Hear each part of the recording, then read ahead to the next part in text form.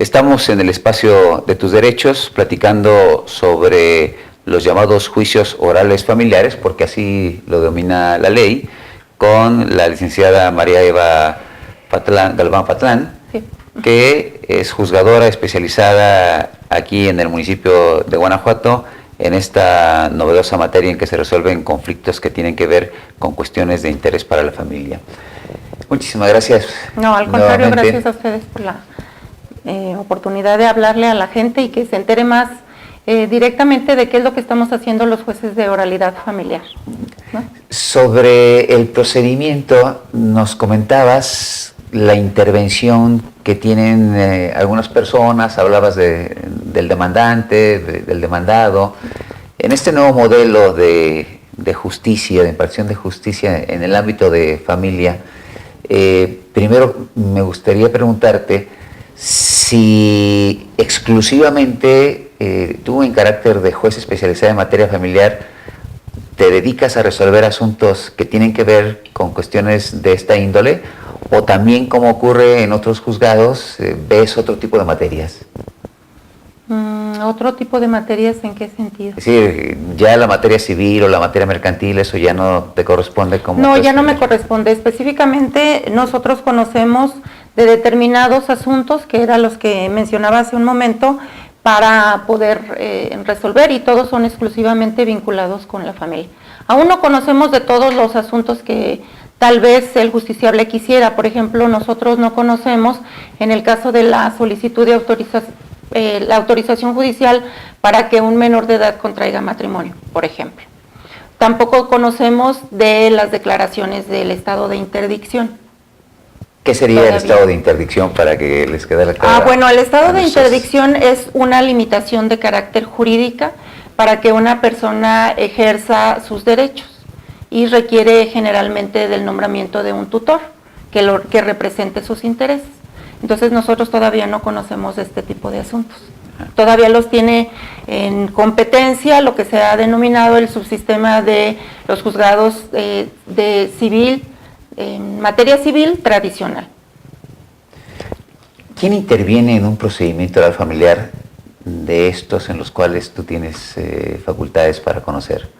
Bueno, en el caso de los juicios de carácter contencioso, por ejemplo, en uno de pérdida del ejercicio de la patria potestad, interviene quien presenta la demanda, a quien denomino yo la parte actora, que puede ser el papá o la mamá, o incluso puede ser un abuelo, paterno o materno, que tenga, rápidamente ejemplifico, que tenga bajo su custodia a un menor, por la causa que sea, y considera que el padre y o la madre no ejercen los derechos y las obligaciones de representación sobre el menor, y se le están perjudicando en sus derechos. Entonces, esta persona acude, presenta la demanda, le denomina actora, y a la persona contra quien hace el reclamo le denomino parte demandada. Ellos serían las partes materiales. También tenemos a las partes formales, igualmente como parte actora o parte demandada, que serían sus abogados o sus representantes. En el proceso además interviene la representación social por conducto de un agente de Ministerio Público, adscrito generalmente al juzgado, y también interviene un delegado de Procuraduría de la Protección de los Derechos de Niñas, Niños y Adolescentes a partir de abril del año pasado, del 2016.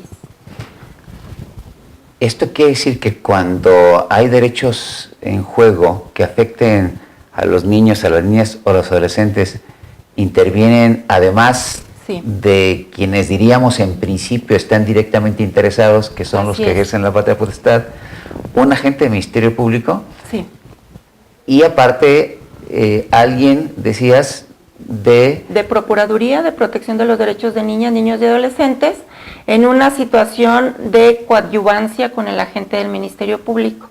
Es decir, si, por ejemplo, alguna situación en esta defensa de los derechos de los adultos se estuviera perjudicando al menor y no se sintiera representado este menor, estas figuras las representan. Además, bueno, la obligación, por supuesto, del juzgador de verificar que se estén atendiendo primordialmente los derechos del niño, niña o adolescente.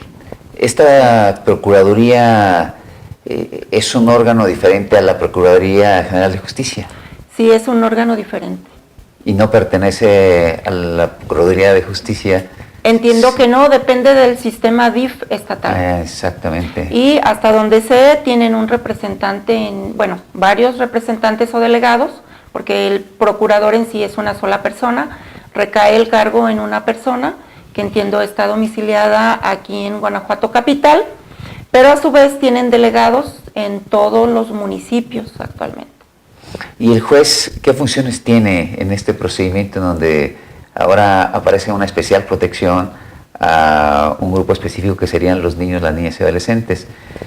¿Tiene facultades diversas de especial cuidado para tratar de garantizar los derechos de alguien, o simplemente funge como alguien que está cuidando que se realice el procedimiento como lo establece la ley?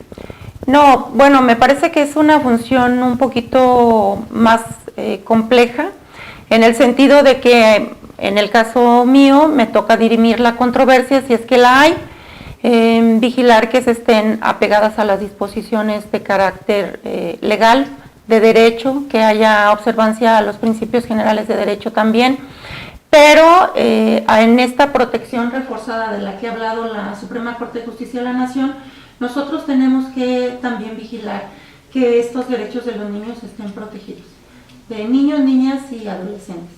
Y otro tipo de personas que estén considerados en algún grupo de vulnerabilidad de derechos. Por ejemplo, las personas que fueran adultas mayores. Ahí hay una obligación adicional. Sí, es una obligación reforzada de parte de nosotros de vigilar que sus derechos estén protegidos, que haya una garantía de esos derechos. ¿El procedimiento se caracteriza por algunos principios especiales? Sí, a diferencia del sistema tradicional, nosotros tenemos algunos principios que nos rigen en la actuación, principalmente, bueno, digamos que el principio eje de nosotros que nos tenemos que poner en práctica es el de inmediación. Esto significa que directamente el juez está enterado de todo lo que sucede en un asunto. Por ejemplo, usted presenta su demanda y entonces el juez directamente tiene que analizar esta parte escrita para ver si se admite la demanda, si hay algún requerimiento previo, si hay que decretar algunas medidas en especial de protección a la persona que está solicitando esta demanda y dar las instrucciones necesarias para que se lleve a cabo la admisión de la misma. En toda la parte escrita, el juez directamente tiene que revisar cuáles son las solicitudes que se están haciendo, las pretensiones que se están virtiendo a través de los escritos, porque decía, es preponderantemente oral, pero sí siguen habiendo actuaciones escritas. El juez es el que tiene que determinar en qué sentido se resuelve una petición, en qué sentido se decide, y directamente está en las audiencias.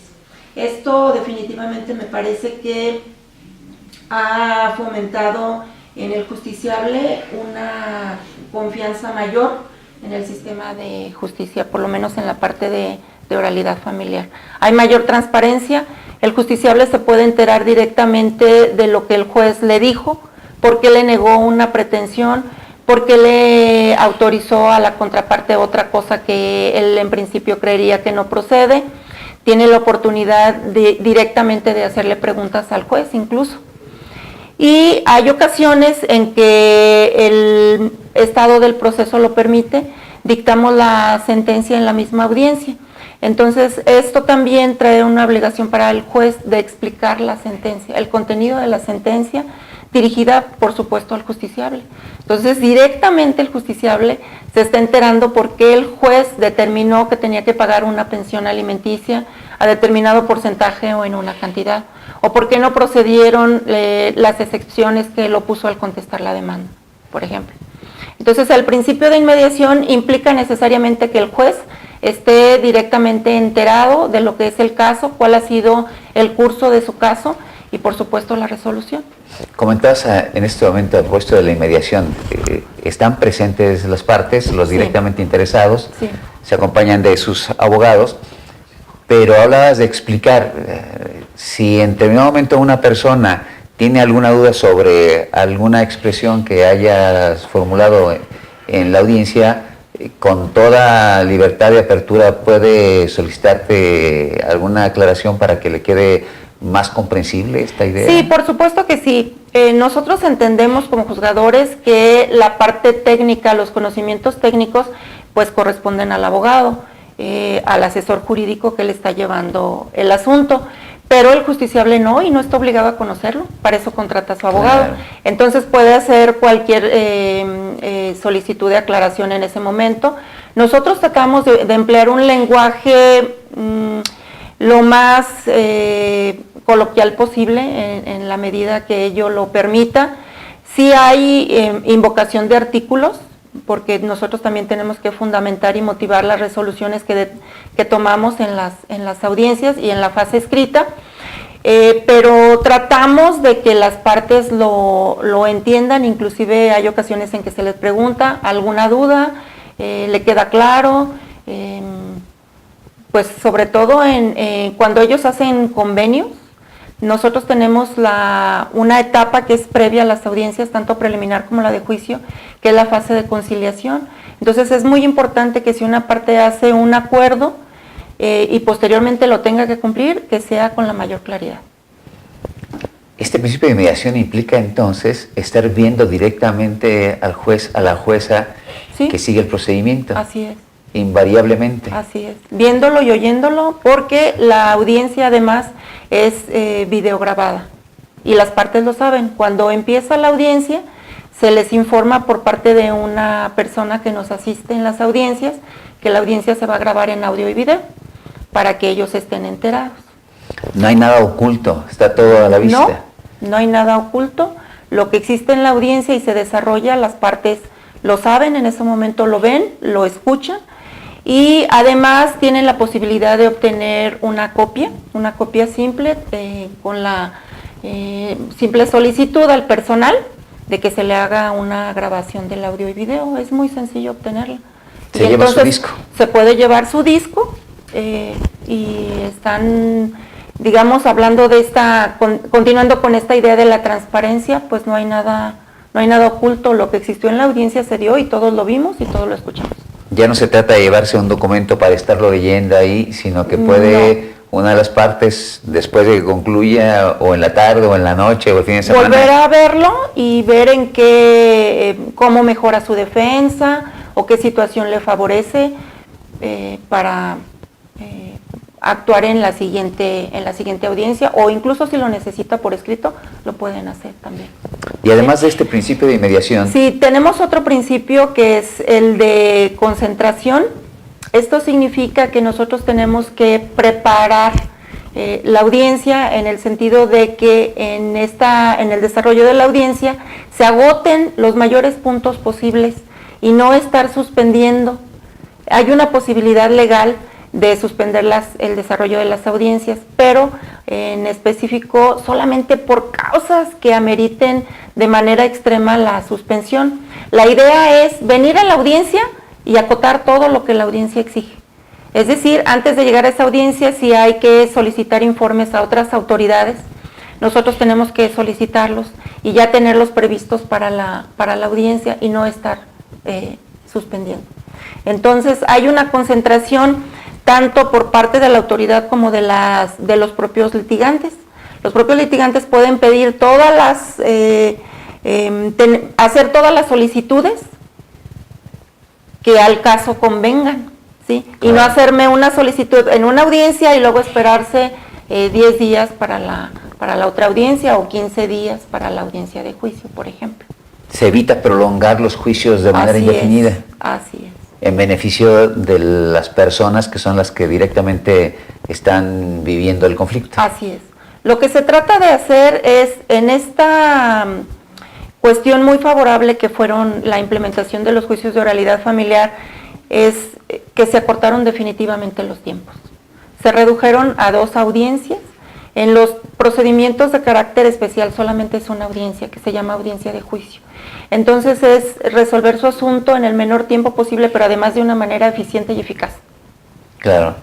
Entonces, inmediación, la concentración, Así y es. como son breves, también hay un principio que El orienta. principio de abreviación, que esto es lo que en este principio el juez tiene la facultad de acortar las intervenciones de las partes.